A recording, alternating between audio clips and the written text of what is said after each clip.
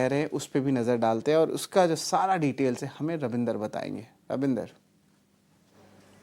जी बिल्कुल, यहाँ पे जो है दो स्टॉक्स पर ब्रोकरेजेस आई है, एक तो मॉइल और दूसरा कोल इंडिया पर। तो सबसे पहले बात करते हैं मॉइल की। यहाँ पर एंटिक ने रिपोर्ट निकाली मॉइल पर और उन्होंने बाय रेटिंग दी है और टारगेट प्राइस जो उन्होंने रेज़ किया है 385 से बढ़ाकर 434 पर। उनका कहना है कि कंपनी का जो अप्रैल और मई मंथ का जो प्रोडक्शन रहा है वो रिकॉर्ड स्तर पर रहा है और FY26 का जो 2.5 मेट्रिक टन का जो गाइडेंस है वो ऑन ट्रैक है। उनका कहना है कि कंपनी का जो आउटलुक है काफ़ी स्ट्रॉन्ग है और जो ग्लोबल हाई ग्रेड और प्राइसेस है उसमें जो है अप्रोक्स 17% का जो है डाउनटिक देखने को मिला है क्वार्टर ऑन क्वार्टर बेसिस पर और मीडियम ग्रेड जो है उसमें अपटिक देखने को मिला है अप्रोक्स 5% का।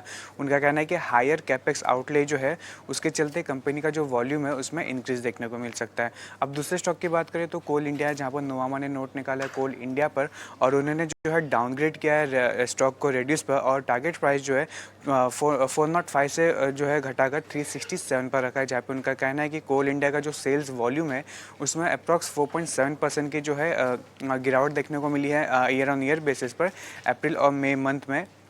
और जो लॉन्ग टर्म वॉल्यूम ग्रोथ है वो भी अभी जो है उसमें भी जो है अनसर्टेनिटी है और जो कॉस्ट पर टन है उसमें राइज देखने को मिल सकता है 4% कैगार से जो कि 422 पर रुपीज़ पर देखने को मिल सकता है FY27 के लिए। और जो स्ट्रिपिंग रेशियो है उसमें 2.67 टाइम्स का जो है उसमें अपटिक देखने को मिल सकता है। उनका कहना है कि जो ग्लोबल कोल प्राइस है वो जो है पुश डाउन कर रहा है ई ऑक्शन प्राइस को, जो कि अभी 2200 से लेके 2300 पर टन पे है। तो इसके चलते आज कोल इंडिया में भी जो है एक्शन देखने को मिल सकता है।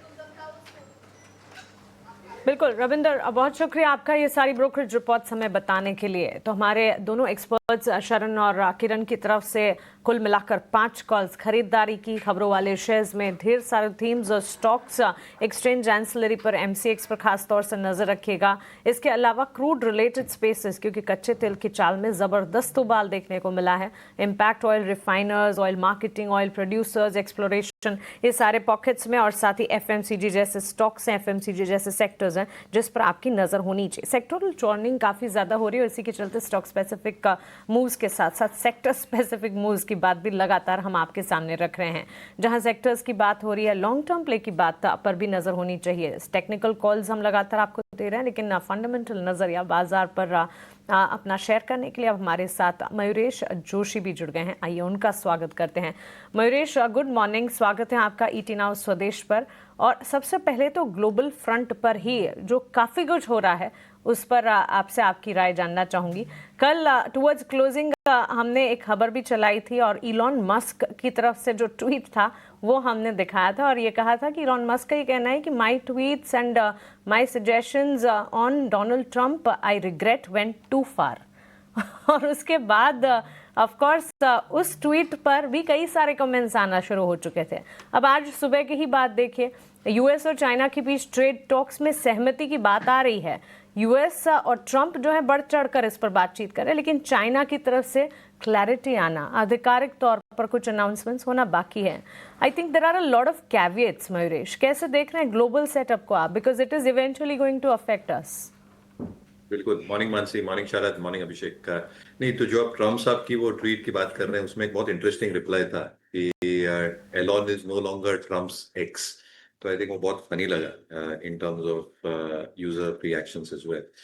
But on on on on a serious note, I think जो एक्सपेक्टेशन हम बांध के रख रहे हैं कि ये जो टैरिफ नेगोशिएशंस हैं वो चीन के साथ हो, EU के साथ हो या रेस्ट ऑफ द ग्लोब के साथ हो, इसका कल्मिनेशन कैसे होगा ये भापना बहुत जरूरी है। और अगले कुछ हफ्तों में क्या उभर के आता है ये सारी चीजों पे, ये ग्लोबल ग्रोथ और ग्लोबल GDP पे अच्छा खासा आई थिंक हावी रहने वाला है।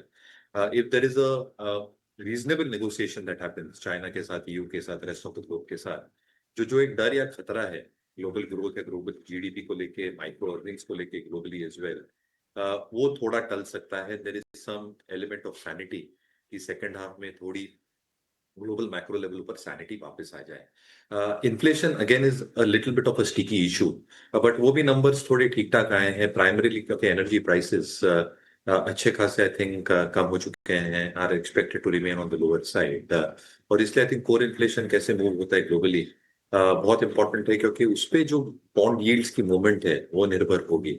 Last but not the least, I think tax cuts को लेके यूएस में, फिस्कल डेफिसिट को लेके यूएस में, इंटरेस्ट पेमेंट्स को लेके यूएस में ये भी अटकलें हैं और ये कैसे रिजॉल्व होंगी और इसका ग्लोबल ग्रोथ पे और वापस कॉर्पोरेट अर्निंग्स पे क्या असर होगा ग्लोबली, ये देखना लाजमी होगा। ये ग्लोबल कॉन्टेक्स्ट में I think Mansi, Indian context में जो मैक्रोज और माइक्रोज हैं ये रिलेटिवली बेटर प्लेस्ड है compare to the rest of the globe.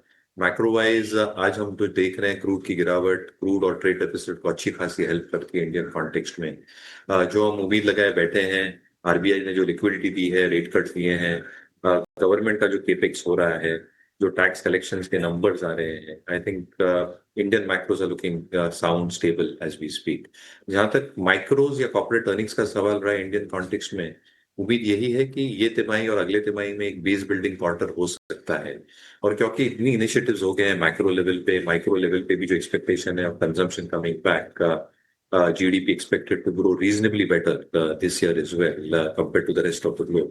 ये सारे संकेत दे रहे हैं कि शायद Bharat rest of the globe से बेहतर प्रदर्शन कर सकता है। और इसलिए आई थिंक जो हमने एक एक्सपेक्टेशन बांध के रखी है as a base case scenario in the second half is that improvement in corporate earnings, macro remaining stable, और अगर global macro जैसे मैं कह रहा हूँ थोड़े भी stable रहे, तो I think India might probably outperform the rest of the world.